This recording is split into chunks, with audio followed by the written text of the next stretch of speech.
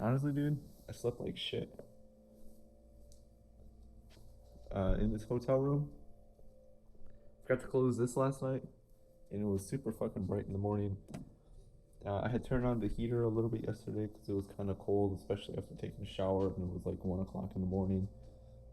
And then in the middle of the night, I got hot, and I woke up like a half dozen times. And probably slept like generously 5 hours overall, but I never sleep good in hotels. Looks like I'm wearing all black today, at least for now. For the convention, I'm probably gonna wear this shirt that's kind of inside out right now, but it's a Mad Breaks tee. Sampling is God, copyright as fuck.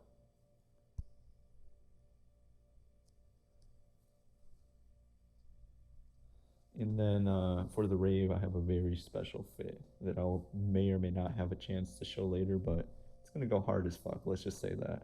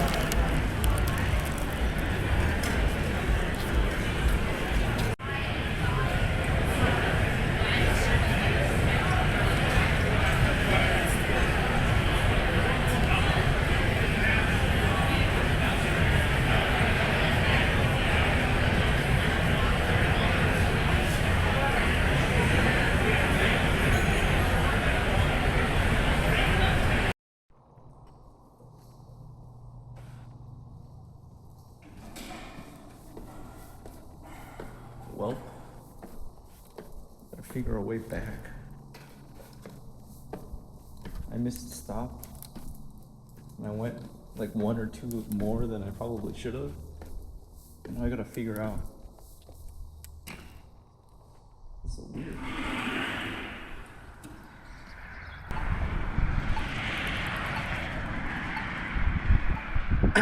Riveting content, I'm sure.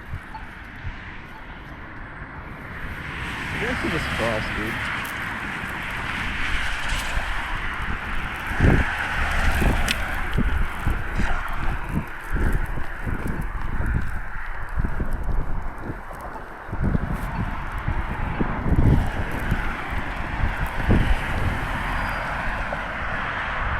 That was like a 6-lane road.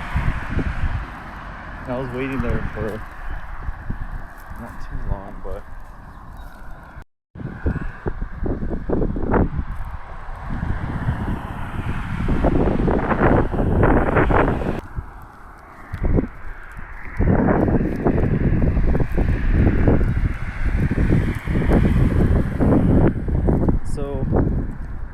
Anime North has been pretty good.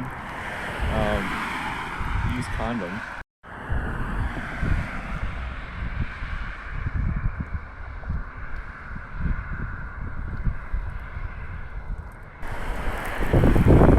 I haven't eaten anything since breakfast today, and right now it's maybe like 3:30 in the afternoon. And I'm just like walking around these like nothing places,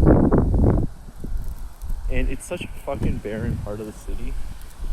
Probably not representative of what Toronto is or Canada.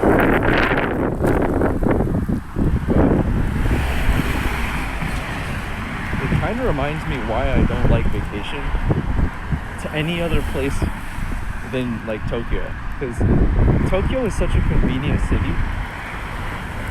Like when I've visited in the past and when I go this time, I can always count on the density of the city to kind of help in a way.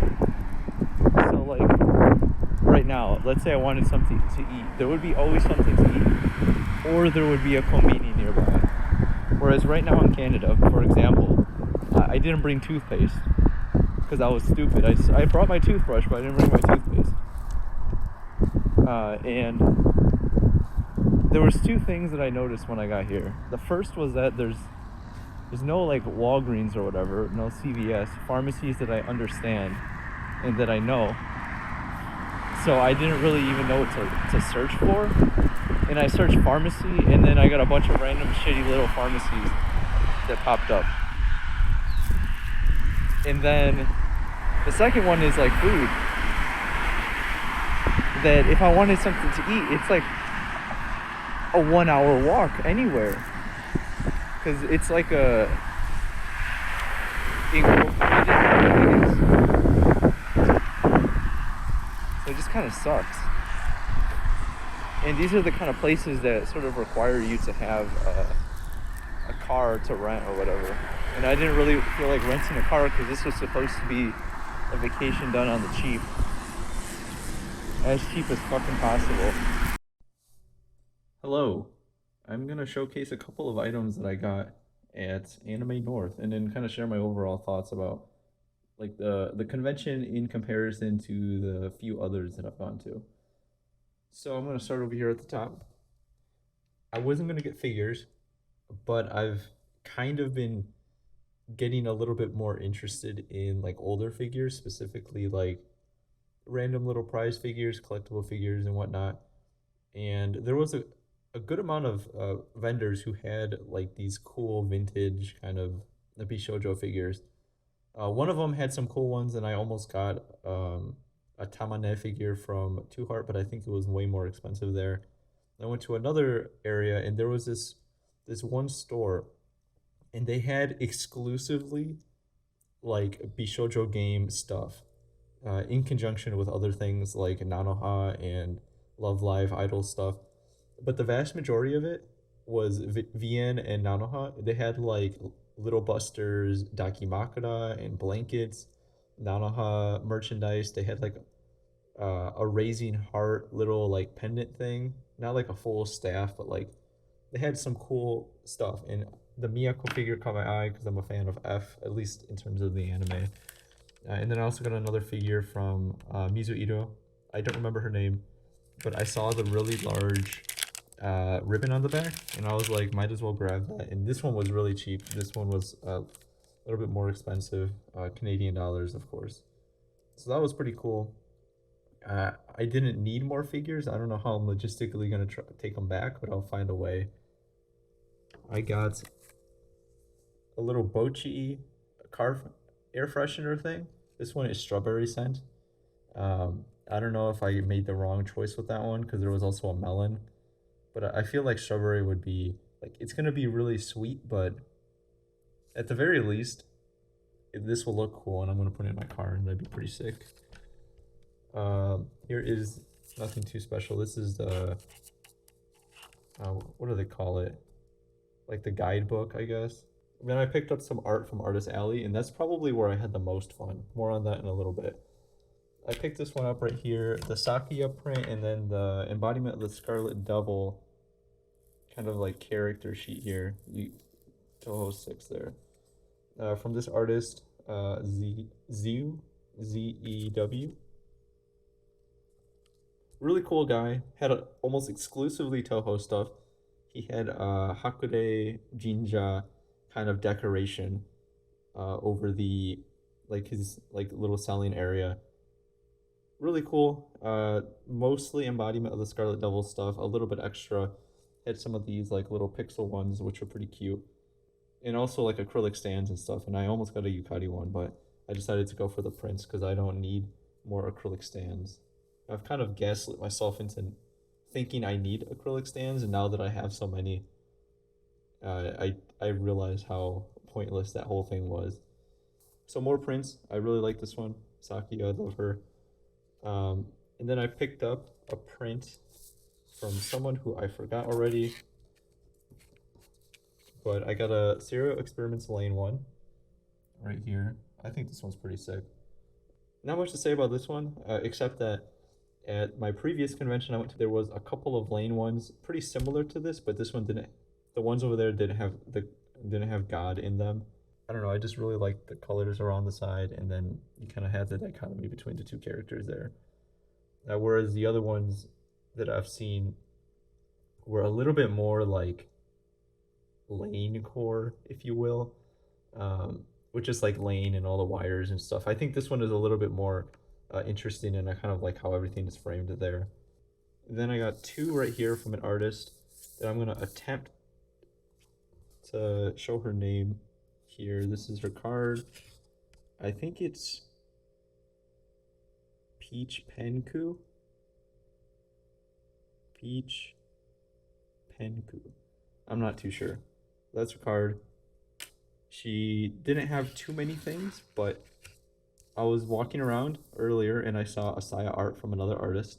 And I'm like, Saya no Uta in current year? And that other artist had a lot of like, how do I say it? Like menhira stuff.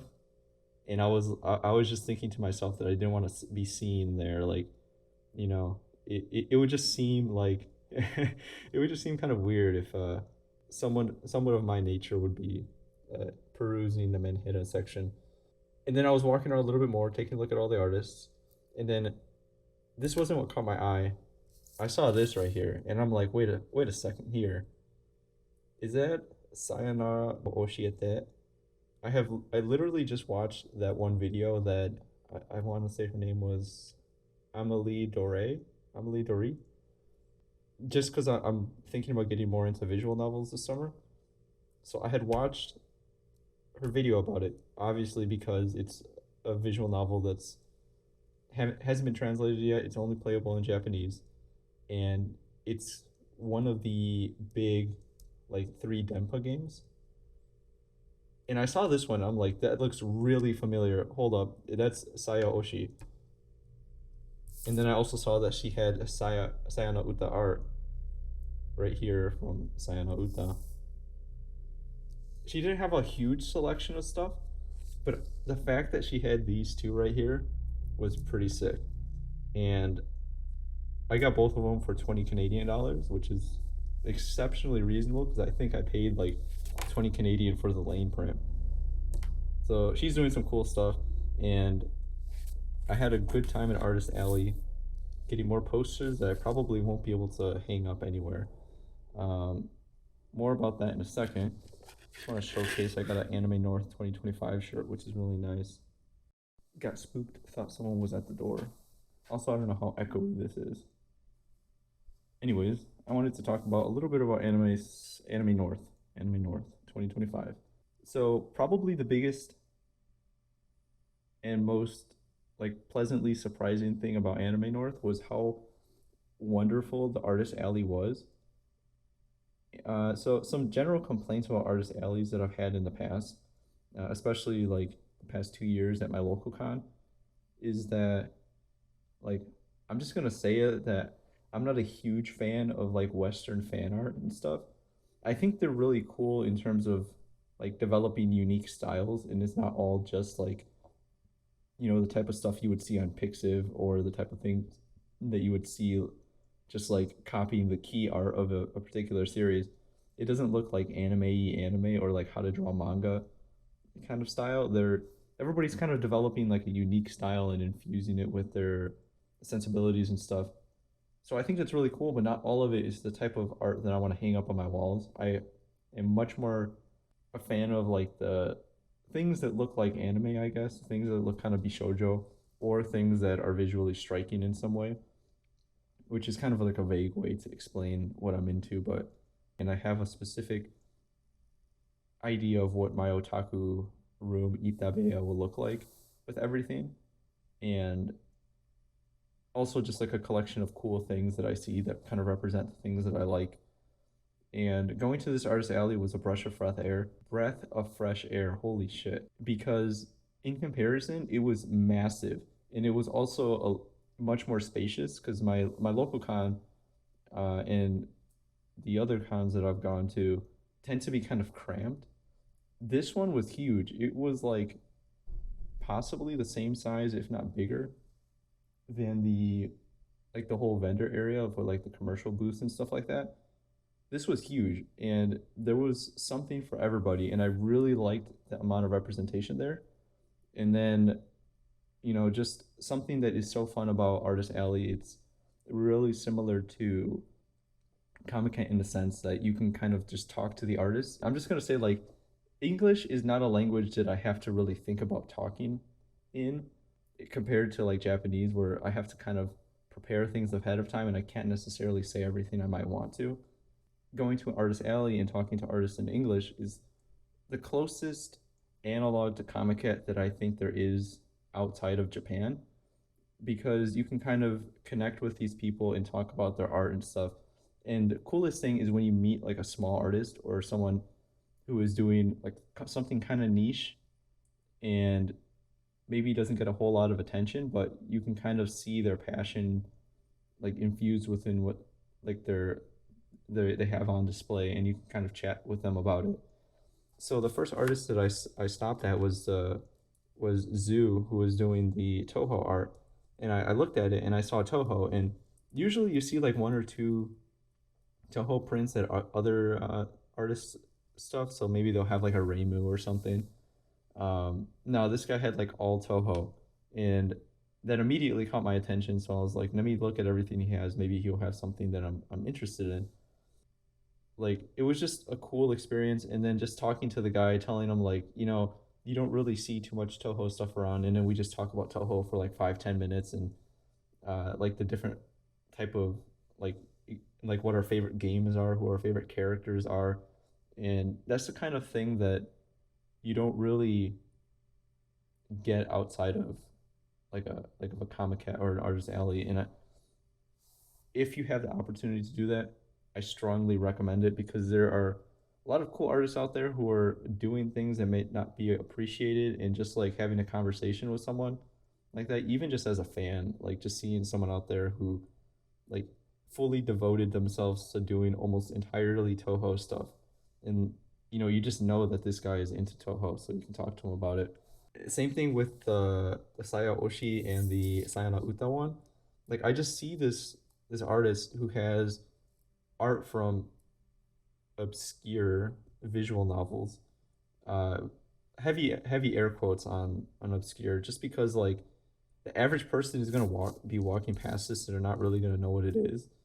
Maybe they'll know Sayana Uta because Urabuchi again, but they might not necessarily like have experienced it. But like she had like 4 art prints for sale, like some little thing off on the side.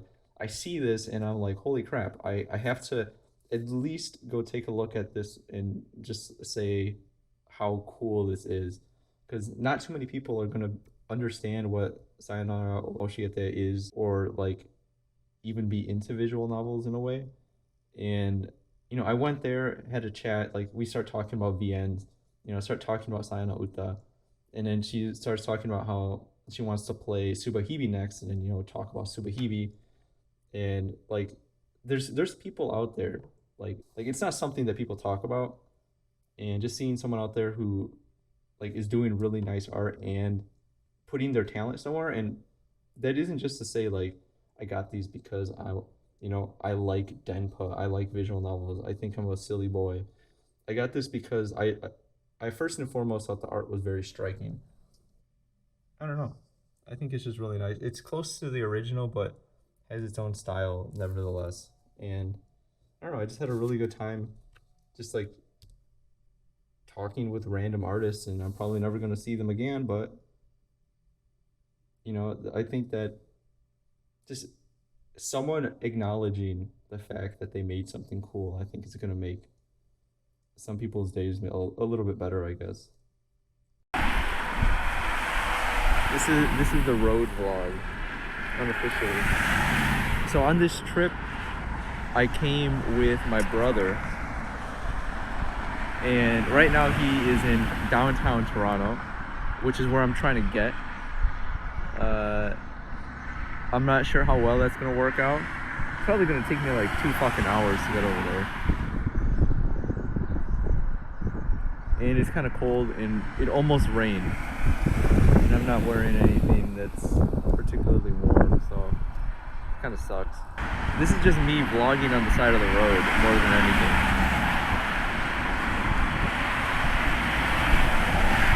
So I guess it kind of shows the less savory aspects of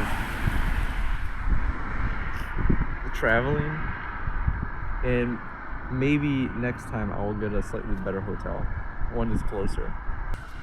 So the goal is to get to downtown Toronto, meet my brother, find something to eat that's not shit or expensive, and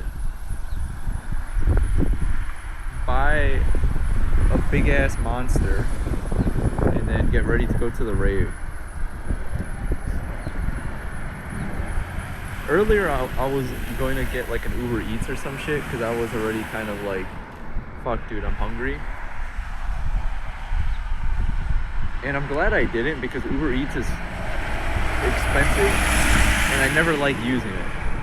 I like any of those delivery apps because it's so expensive. The problem is that like where I'm at right now, there's literally nothing around.